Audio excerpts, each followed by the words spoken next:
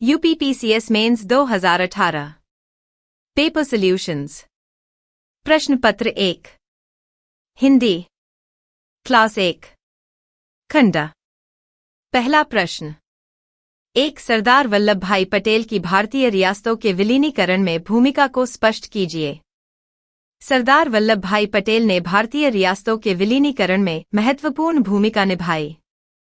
भारतीय स्वतंत्रता प्राप्ति के बाद देश में 562 स्वतंत्र रियासतें थीं, जिनका विलय भारतीय संघ में करना आवश्यक था। पटेल ने इसे एक गंभीर राष्ट्रीय मुद्दा माना और भारतीय सरकार को मजबूती से इसका समाधान करने की दिशा में नेतृत्व प्रदान किया। पटेल ने अपने सचिव वीपी मेनन की सहायता से रियासतों के नरेशों से बातचीत की और उन्हें भारतीय संघ में शामिल होने के लिए राजी किया। उनका उद्देश्य था कि इन रियासतों का विलय शांतिपूर्ण और व्यवस्थित तरीके से हो, ताकि देश में एकता बनी रहे। पटेल की दृढ़ता और कूटनीति के कारण लगभग सभी रियासतें भारतीय संघ में शामिल हो गईं। उनका यह योगदान भारतीय एकता की नींव रखने में अहम था और उन्हें लौह पुरुष के रूप में सम्मानित किया गया। अगला प्रश्न। 2 विश्व शांति स्थापना में बौद्ध साहित्य की भूमिका का वर्णन कीजिए। बौद्ध साहित्य ने विश्व शांति की स्थापना में महत्वपूर्ण भूमिका निभाई है। बौद्ध धर्म के सिद्धांतों में अहिंसा, करुणा और प्रेम का महत्वपूर्ण स्थान है, जो शांति के लिए मार्गदर्शन प्रदान करते हैं। बौद्ध ग्रंथों जैसे कि धम्मपद और महापरिनिब्बाण सूत्र में न केवल व्यक्तिगत शांति की आवश्यकता पर बल दिया गया, बल्कि सामाजिक और वैश्विक शांति की भी प्रेरणा दी गई है। बौद्ध धर्म का यह विचार है कि प्रत्येक व्यक्ति के अंदर शांति की आवश्यकता है और जब व्यक्तिगत शांति स्थापित होती है, तभी समाज और राष्ट्र में भी शांति संभव होती है। बौद्ध साहित्य ने न केवल आंतरिक शांति की शिक्षा दी, बल्कि नफरत और हिंसा के खिलाफ भी चेतावनी दी है।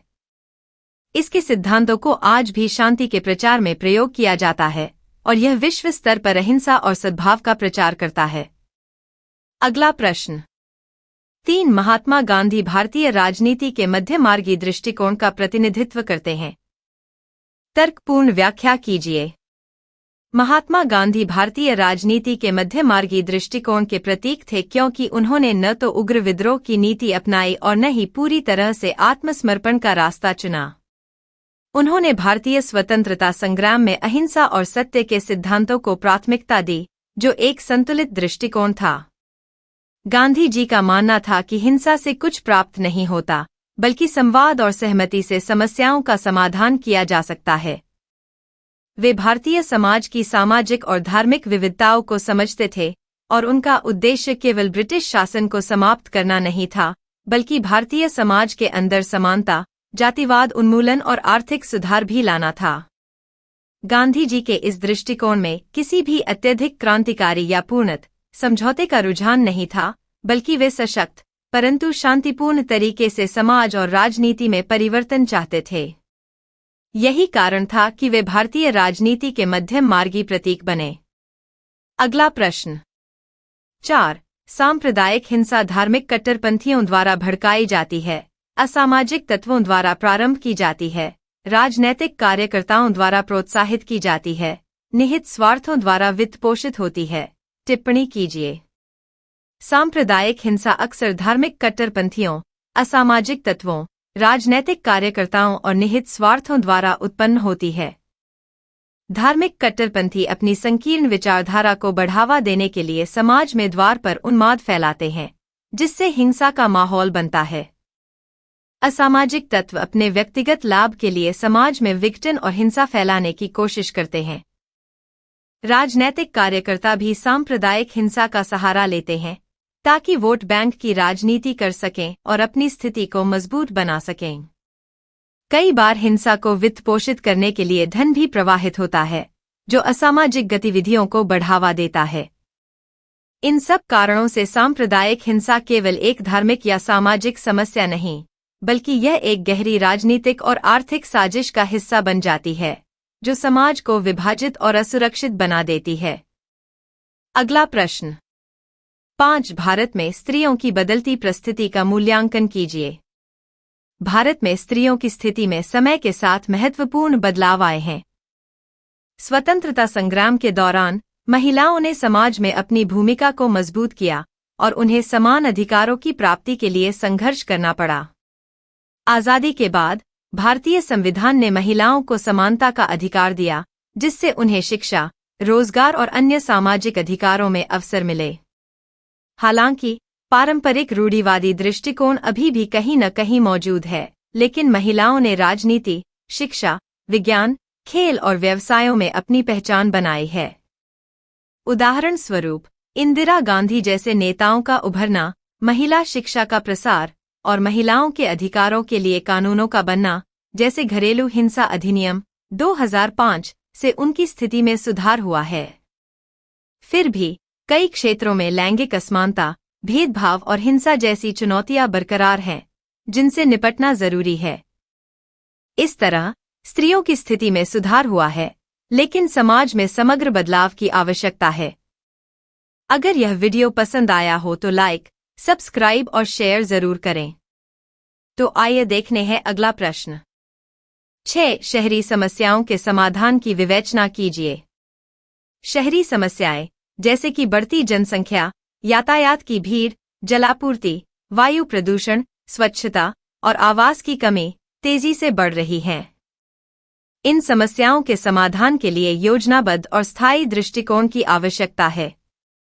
1. यातायात व्यवस्था। शहरी परिवहन प्रणाली को सुधारने के लिए मेट्रो, बसों और अन्य सार्वजनिक परिवहन को बढ़ावा देना चाहिए। साथ ही सड़कों और यातायात के प्रबंधन के लिए स्मार्ट तकनीकों का इस्तेमाल किया जा सकता है।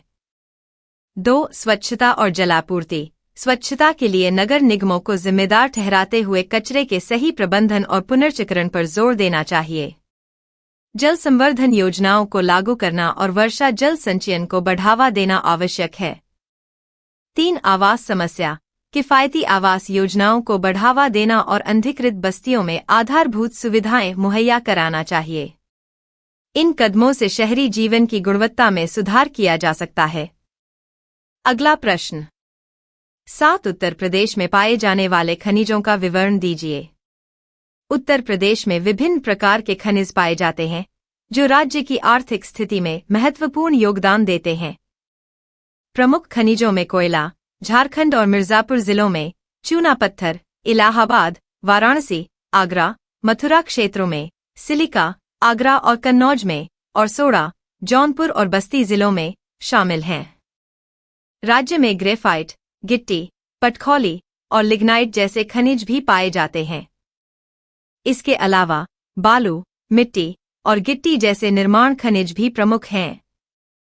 उत्तर प्रदेश में नमक और जिप्सम का भी उत्पादन होता है, जो औद्योगिक दृष्टिकोण से महत्वपूर्ण है। इन खनिजों का उपयोग निर्माण कार्यों, औद्योगिक प्रक्रियाओं और ऊर्जा उत्पादन में होता है। हालांकि राज्य में खनिजों की खपत अधिक है, लेकिन इनके सतत और समुचित उपयोग के लिए अधिक ध्यान देने की आवश्यकता है। अगला प्रश्न। 8. स्मार्ट सिटी विकास हेतु मूल अधोसंरचनात्मक तत्व बताएं। स्मार्ट सिटी विकास के लिए कुछ महत्वपूर्ण अधोसंरचनात्मक तत्व हैं, जो शहरों को टिकाऊ, जीवन स्तर को बेहतर और प्रौद्योगिकी से युक्त बनाते हैं। ये तत्व हैं: 1. स्मार्ट परिवहन प्रणाली। तेज और पर्यावरण मित्रपूर्ण सार्वजनिक परिवहन जैसे मेट्रो, बस, रैपिड ट्रांजिट, BRT और पैदल यात्रा के लिए सुरक्षित मार्ग। 2. स्वच्छता और जल प्रबंधन। स्वच्छ जलापूर्ति, अपशिष्ट प्रबंधन और वर्षा जल संचयन जैसे प्रणालियां। 3. स्मार्ट ऊर्जा। नवीकरणीय ऊर्जा स्रोतों का उपयोग, ऊर्जा दक्षता और स्मार्ट ग्रिड सिस्टम्स जो बिजली की खपत को नियंत्रित करते हैं। 4. स्मार्ट स्वास्थ्य सेवाएं। डिजिटल स्वास्थ्य रिकॉर्ड, टेलीमेडिसिन और स्मार्ट अस्पतालों की व्यवस्था। 5. Smart infrastructure. Internet of things, IoT, smart सड़कों और डिजिटल निगरानी प्रणाली। 6. स्मार्ट आवास। हरित भवन, ऊर्जा घर और बुनियादी सुविधाओं से लैस किफायती आवास। इन तत्वों के माध्यम से स्मार्ट सिटी में जीवन की गुणवत्ता में सुधार और विकास संभव है। अगला प्रश्न। 9. भूमंडलीय ऊष्मन पर टिप्पणी लिखिए। भूमंडलीय ऊष्मन, जियोथर्मल हीट, पृथ्वी के आंतरिक ताप से उत्पन्न होने वाली ऊर्जा है, जो पृथ्वी की गहराई से सतह तक पहुंचती है। यह ऊष्मन मुख्य रूप से पृथ्वी के कोर और मेंटल से उत्पन्न होता है, जहां अत्यधिक तापमान होता है। भूमंडलीय ऊष्मन जलाशयों में संचित होता है, जिसे भूतापीय ऊर्जा के रूप में उपयोग किया जा सकता है। भूमंडलीय ऊष्मन का उपयोग ऊर्जा उत्पादन के लिए किया जा सकता है, जैसे कि भूतापीय बिजली संयंत्रों में, जो भूतापीय जल को गर्म करके भाप उत्पन्न करते हैं, जिसका उपयोग टरबाइन को घुमाने के लिए किया जाता है। यह ऊर्जा का एक स्वच्छ और नवीकरणीय स्रोत है, जो प्रदूषण नहीं उत्पन्न करता और दीर्घकालिक रूप से उपलब्ध रहता है। हालांकि, इसके उपयोग के लिए सही भूतापीय स्रोतों की पहचान और उच्च प्रारंभिक निवेश की आवश्यकता होती है। इस प्रकार, भूमंडलीय ऊष्मन ऊर्जा का भविष्य बहुत ही आशाजनक है। अगला प्रश्न 10 बुंदेलखंड का एक सांस्कृतिक क्षेत्र के रूप में भौगोलिक विवरण प्रस्तुत कीजिए। बुंदेलखंड भारत के मध्य भाग में स्थित एक ऐतिहासिक और सांस्कृतिक क्षेत्र है, जो उत्तर प्रदेश और मध्य प्रदेश के कुछ हिस्सों में फैला हुआ है। इसका भौगोलिक क्षेत्र लगभग 13,000 वर्ग किमी है और इसमें प्रमुख जिलों में झांसी, ललितपुर, महोबा, बांदा, उत्तर प्रदेश और छतरपुर, सागर, पन्ना, टीकमगढ़, मध्य प्रदेश शामिल हैं। बुंदेलखंड का भूगोल मुख्यतः पहाड़ी, पठारी और ऊबड़-खाबड़ इलाकों से बना है। यहाँ की प्रमुख नदियाँ, जैसे यमुन, केन और बेतवा, इस क्षेत्र के जीवन की धारा हैं। यहाँ की जलवायु गर्म और शुष्क होती है, जिसमें गर्मी के मौसम में तापमान बहुत अधिक होता है। इस क्षेत्र की सांस्कृतिक धरोहर बहुत समृद्ध है, जिसमें बुंदेल राजाओं द्वारा बनाए गए किलों, मंदिरों और ऐतिहासिक स्थलों का योगदान है। इसके साथ ही यहाँ की लोक कला, संगीत और नृत्य भी प्रमुख सांस्कृतिक धरोहर का हिस्सा हैं। अगला प्रश्न खंडब 11 200 वर्षों के ब्रिटिश शासन ने भारतीय अर्थव्यवस्था के मेरुदंड को क्षतिग्रस्त कर दिया था, व्याख्या कीजिए। 200 वर्षों के ब्रिटिश शासन ने भारतीय अर्थव्यवस्था के मेरुदंड को क्षतिग्रस्त कर दिया था। यह कथन भारतीय अर्थव्यवस्था पर ब्रिटिश उपनिवेशी शासन के प्रभाव को व्यक्त करता है। ब्रिटिश शासन के दौरान भारतीय अर्थव्यवस्था पर नकारात्मक असर पड़ा। ब्रिटिशों ने भारत को एक कच्चे माल का उत्पादक और ब्रिटेन का उपभोक्ता बाजार बना दिया। पहले, भारत कृषि और हस्तशिल्प उद्योग में समृद्ध था, लेकिन ब्रिटिश शासन ने भारतीय उत्पादन को सीमित किया और स्थानीय उद्योगों को नष्ट कर दिया।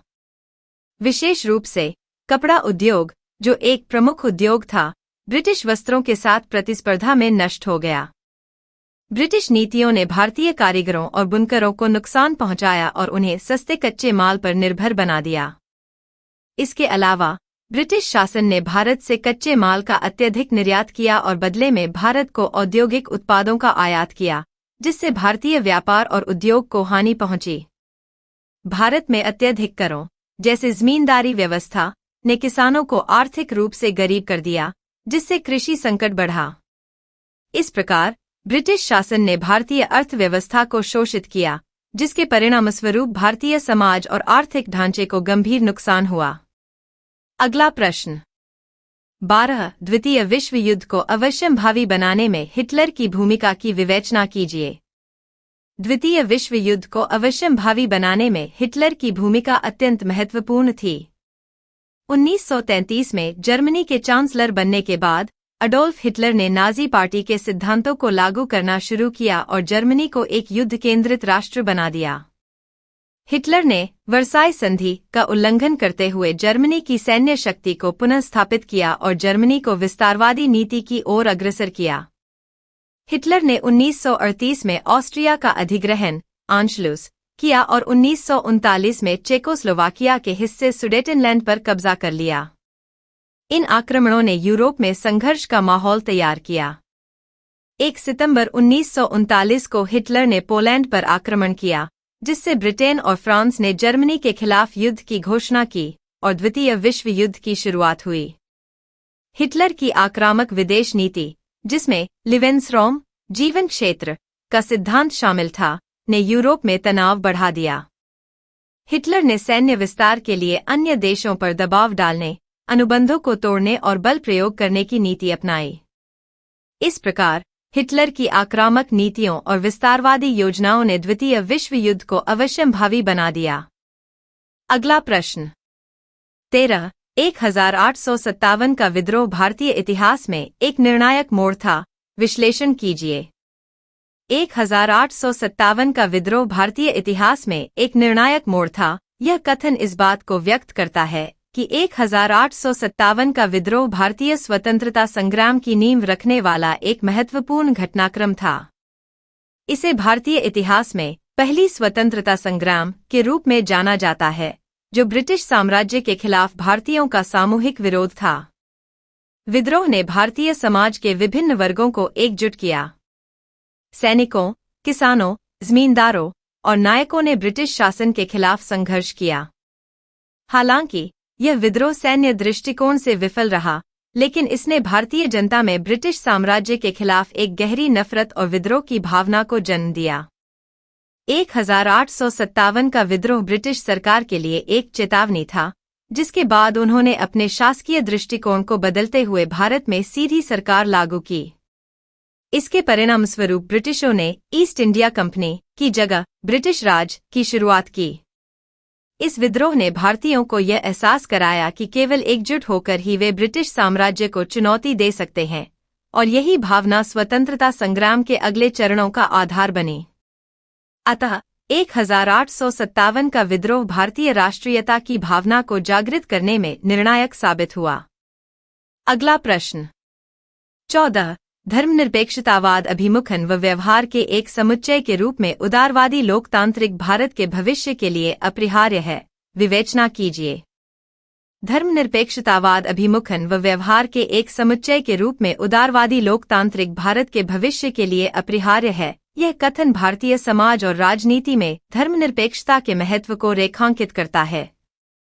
भारत एक विविधतापूर्ण देश है, जहां विभिन्न धर्म, जातियां, भाषाएं और संस्कृतियां कोएग्जिस्ट करती हैं। ऐसे में धर्मनिरपेक्षता, जो कि सभी धर्मों के प्रति समान सम्मान और पक्षपाती न होने की नीति है, भारतीय लोकतंत्र का आधार बन जाती है। धर्मनिरपेक्षता का अभिमुखन अर्थात राज्य और धर्म के बीच स्पष्ट रूप से दूरी बनाए रखना, जिससे राज्य किसी भी धर्म को प्राथमिकता न दे। व्यवहार में इसका अर्थ है धर्म के आधार पर कोई भेदभाव न करना और सभी नागरिकों को समान अधिकार देना। यह संविधान में निहित है, जो धार्मिक स्वतंत्रता और समानता की गारंटी देता है। भारत के लिए धर्मनिरपेक्षता अपरिहार्य है, क्योंकि यह न केवल सामाजिक सौहार्द और सामंजस्य को बढ़ावा देती है, बल्कि विविधता में एकता की भावना को भी सुदृढ़ करती है। यदि धर्मनिरपेक्षता को बनाए रखा जाए, तो यह भारतीय लोकतंत्र को मजबूत बनाएगा, जिससे भविष्य में धर्म के नाम पर किसी प्रकार के हिंसा और भेदभाव को रोका जा सकेगा। धर्मनिरपेक्षता भारत के उदारवादी और लोकतांत्रिक स्वरूप को संजीवनी प्रदान करती है। अगला प्रश्न 15. भारतीय महिलाओं पर भूमंडलीकरण के प्रभावों की विवेचना उपयुक्त उदाहरणों की सहायता से कीजिए। भूमंडलीकरण ने भारतीय महिलाओं पर सकारात्मक और नकारात्मक दोनों तरह के प्रभाव डाले हैं। एक ओर जहां यह महिलाओं के लिए नए अवसर लेकर आया, वहीं दूसरी ओर कुछ सामाजिक और सांस्कृतिक चुनौतियां भी उत्पन्न हुईं। सकारात्मक प्रभाव: भूमंडलीकरण ने भारतीय महिलाओं को वैश्विक बाजार में भागीदारी का अवसर दिया। विशेष रूप से महिलाओं के लिए ऑफशोर आउटसोर्सिंग और कॉल सेंटर जैसी सेवाओं में रोजगार के नए अवसर खुले। इससे महिलाओं की आर्थिक स्वतंत्रता और उनके सामाजिक सशक्तिकरण में वृद्धि हुई। उदाहरण के तौर पर दिल्ली, बेंगलुरु और मुंबई जैसे शहरों में महिलाओं ने तकनीकी, बैंकिंग, मीडिया और फैशन उद्योगों में महत्वपूर्ण भूमिका निभाई। इसके अलावा भूमंडलीकरण ने महिलाओं के शिक्षा स्तर में सुधार लाया, खासकर ग्रामीण क्षेत्रों में। महिला शिक्षा को बढ़ावा देने के लिए सरकारी और निजी क्षेत्रों ने पहल की और महिलाओं की बेरोजगारी दर में भी कमी आई। नकारात्मक प्रभाव: हालांकि भूमंडलीकरण ने कुछ क्षेत्रों में महिला मजदूरी में असमानता और शोषण को बढ़ाया। विशेष रूप से स्मार्टफोन निर्माताओं और गारमेंट उद्योग जैसी श्रमिक प्रधान उद्योगों में महिलाओं को कम वेतन पर काम करना पड़ता है, जिससे उनके अधिकारों का उल्लंघन होता है। इस प्रकार भूमंडलीकरण ने भारतीय महिलाओं को नए अवसर प्रदान किए, लेकिन इसके साथ ही कई सामाजिक असमानताएं और चुनौतियां भी सामने आईं। अगला प्रश्न 16 वैश्वीकरण क्या है? भारतीय सामाजिक संरचना पर इसके प्रभावों की विवेचना कीजिए। वैश्वीकरण वह प्रक्रिया है जिसके माध्यम से दुनिया भर में आर्थिक, सांस्कृतिक, राजनीतिक और सामाजिक संबंध बढ़ते हैं, जिससे विभिन्न देशों के बीच आपसी संबंध गहरे होते हैं। वैश्वीकरण के कारण व्यापार, सूचना, प्रौद्योगिकी और मानव संसाधनों का आदान प्रदान तेजी से हुआ है और यह समग्र रूप से दुनिया को एक वैश्विक गांव में बदल रहा है। भारतीय सामाजिक संरचना पर वैश्वीकरण के प्रभाव। एक सांस्कृतिक प्रभाव। वैश्वीकरण ने भारतीय समाज में पश्चिमी संस्कृति का प्रभाव बढ़ाया है। युवा वर्ग फैशन, संगीत और जीवन शैली में पश्चिमी आदर्शों को अपनाने लगा है। साथ ही इंटरनेट और सोशल मीडिया के माध्यम से वैश्विक सांस्कृतिक आदान प्रदान हुआ है, जिससे पारंपरिक भारतीय संस्कृति और रीति रिवाजों पर प्रभाव पड़ा है। 2 आर्थिक असमानता। वैश्वीकरण ने भारत में आर्थिक विकास को बढ़ावा दिया, लेकिन इसके साथ ही आय और संपत्ति में असमानता भी बढ़ी है। शहरी और ग्रामीण क्षेत्रों के बीच, उच्च और निम्न वर्गों के बीच आर्थिक अंतर गहरा हुआ है। 3 सामाजिक संरचनाएं। पारंपरिक जातिवाद और पितृसत्तात्मक सोच में बदलाव आया है, लेकिन इसके साथ ही नए तरह के सामाजिक भेदभाव भी उत्पन्न हुए हैं, जैसे कि वैश्वीकरण के प्रभाव से विकसित क्षेत्रों में गरीबों और हाशिए पर रहने वाली जातियों की स्थिति में और अधिक असमानता बढ़ी। इस प्रकार वैश्वीकरण ने भारतीय समाज में कुछ सकारात्मक बदलाव किए हैं, जैसे कि शिक्षा और तकनीकी विकास, लेकिन इसके साथ ही पारंपरिक संरचनाओं में असमानता और सामाजिक तनाव भी बढ़े हैं। अगला प्रश्न 17 उत्तर प्रदेश की पर्यटन नीति 2018 के प्राथमिक लक्ष्यों का विवरण दीजिए। उत्तर प्रदेश की पर्यटन नीति 2018 का उद्देश्य राज्य में पर्यटन क्षेत्र को विकसित करना और इसे आर्थिक विकास का प्रमुख स्रोत बनाना था। इस नीति के प्रमुख लक्ष्यों का विवरण इस प्रकार है। 1 राज्य में पर्यटन के विकास को बढ़ावा देना। नीति का मुख्य उद्देश्य राज्य में पर्यटन को एक प्रमुख उद्योग के रूप में स्थापित करना था। इसके तहत ऐतिहासिक, सांस्कृतिक, धार्मिक और प्राकृतिक धरोहर स्थलों का संरक्षण और प्रचार प्रसार किया जाना था। 2 आर्थिक विकास और रोजगार सृजन। उत्तर प्रदेश में पर्यटन उद्योग के विकास के माध्यम से राज्य में रोजगार के अवसर पैदा करना और स्थानीय समुदायों को लाभ पहुंचाना। इस नीति का उद्देश्य पर्यटन के क्षेत्र में विभिन्न रोजगार सृजन गतिविधियों को बढ़ावा देना था। 3 सुविधाओं का सुधार। राज्य के प्रमुख पर्यटन स्थलों पर आधारभूत संरचनाओं जैसे सड़कें, होटल, हवाई अड्डे, ट्रांसपोर्टेशन आदि की सुविधाओं में सुधार किया जाना था। इसके साथ ही सुविधाजनक और सस्ती यात्रा के विकल्प प्रदान करना भी नीति का उद्देश्य था। 4 धार्मिक और सांस्कृतिक पर्यटन को बढ़ावा देना। उत्तर प्रदेश में धार्मिक स्थल जैसे वाराणसी, अयोध्या, मथुरा, वृंदावन आदि का धार्मिक महत्व है और इन स्थलों को और अधिक पर्यटकों के लिए आकर्षक बनाना था। 5 सस्टेनेबल पर्यटन। पर्यावरण और सांस्कृतिक धरोहर का संरक्षण करते हुए स्थायी और जिम्मेदार पर्यटन को बढ़ावा देना। इस नीति के माध्यम से राज्य सरकार का उद्देश्य उत्तर प्रदेश को एक प्रमुख पर्यटन गंतव्य के रूप में विकसित करना था। अगला प्रश्न 18 वायु राशि क्या है? इसकी प्रमुख विशेषताओं का उल्लेख कीजिए। वायु राशि, एयर मास, उस विशाल वायुमंडलीय द्रव्यमान को कहते हैं जो समान तापमान, आर्द्रता और दबाव की स्थिति में होता है और यह एक बड़ी भौगोलिक क्षेत्र में विस्तारित रहता है। वायु राशियां भूमि या समुद्र की सतह से प्रभावित होती हैं, जो उनकी तापमान और आर्द्रता को निर्धारित करती हैं। वायु राशियां विभिन्न प्रकार की होती हैं, जैसे समशीतोष्ण वायु राशि, उष्ण वायु राशि और ध्रुवीय वायु राशि। वायु राशि की प्रमुख विशेषताएं। 1 समान तापमान और आर्द्रता। वायु राशि में तापमान और आर्द्रता का स्तर समान रहता है, क्योंकि यह एक बड़े क्षेत्र में फैलती है और वायुमंडलीय परिवर्तनों से प्रभावित होती है। 2 स्वयं में स्थिरता। वायु राशि स्थिर होती है और लंबे समय तक अपनी विशेषताएं बनाए रख सकती है, जब तक कि यह किसी अन्य स्थान पर नहीं जाती या इसका संपर्क अन्य वायु राशियों से नहीं होता। 3 प्रभावित क्षेत्र। वायु राशियां उन क्षेत्रों से प्रभावित होती हैं जहां इनका निर्माण होता है।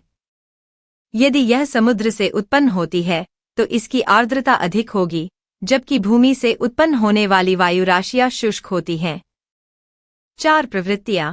वायु राशि का प्रवाह मौसम की घटनाओं जैसे तूफान, बादल, वर्षा और तापमान परिवर्तन पर प्रभाव डालता है।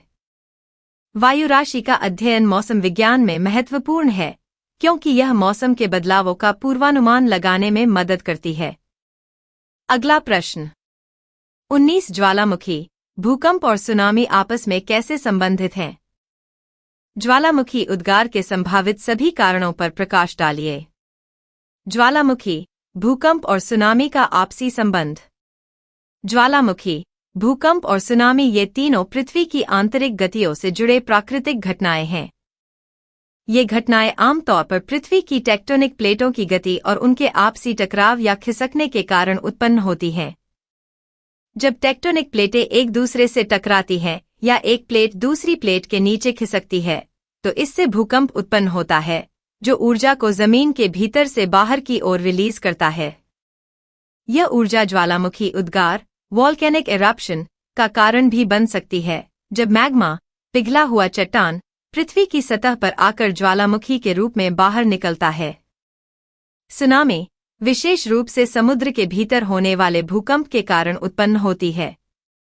जब समुद्र की टेक्टोनिक प्लेटें हिलती हैं, तो यह समुद्र की सतह को प्रभावित करती है, जिससे बड़े और शक्तिशाली लहरों, सुनामी, का निर्माण होता है, जो तटीय क्षेत्रों में विनाशकारी प्रभाव डाल सकती हैं। ज्वालामुखी उद्गार के संभावित कारण। 1 मग्मा का संकेंद्रण। जब पृथ्वी के अंदर से पिघला हुआ चट्टान, मग्मा, एकत्र होता है और अत्यधिक दबाव बनता है, तो यह ज्वालामुखी के रूप में बाहर आता है। 2 टेक्टोनिक प्लेटों की गतिविधियां। जब एक प्लेट दूसरी प्लेट के नीचे धंसती है, तो उस क्षेत्र में पिघला हुआ चट्टान, मग्मा, बनता है, जो ज्वालामुखी का कारण बन सकता है। 3 गैसों का संकेंद्रण। जब ज्वालामुखी के अंदर गैसों, जैसे कि जलवाष्प, कार्बन डाइऑक्साइड, का अत्यधिक संकेंद्रण होता है, तो यह विस्फोट को उत्पन्न कर सकता है।